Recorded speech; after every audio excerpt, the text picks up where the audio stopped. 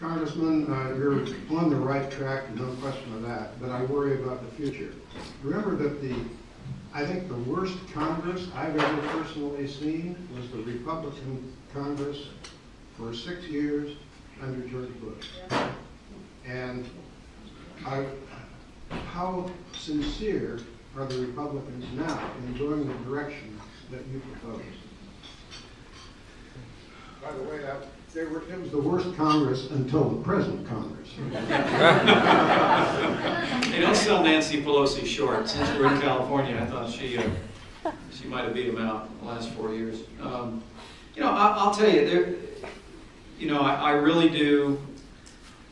You know, I was elected to Congress in 2000. I was sworn in 2001. I never imagined that the toughest battles that I would fight on Capitol Hill would be with members of my own party on issues involving spending and the size and scope of government. But that was certainly the case. But, you know, Democrats took over the Congress in early 2007. They took runaway federal spending under Republicans and put it on steroids.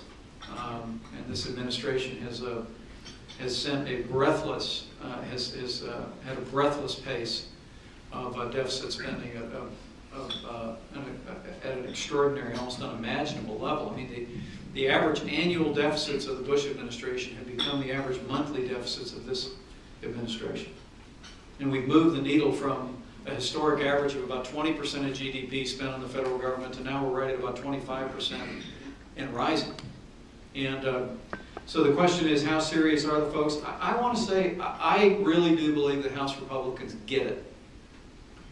I said that to Brett Baer on Fox News, and he said, what about Senate Republicans? And I said, House Republicans get it. The arguments that are taking place among Republicans right now are not about ends, it's about tactics.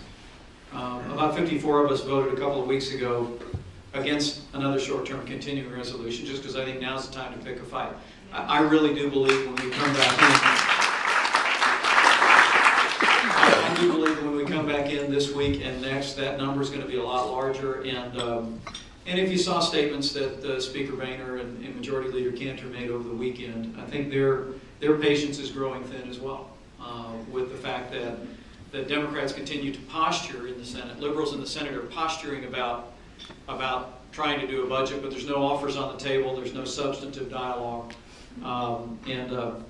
so I'm encouraged that the team is there. The team is ready to fight, but I think you're going to see an awful lot of us saying that fight is right now.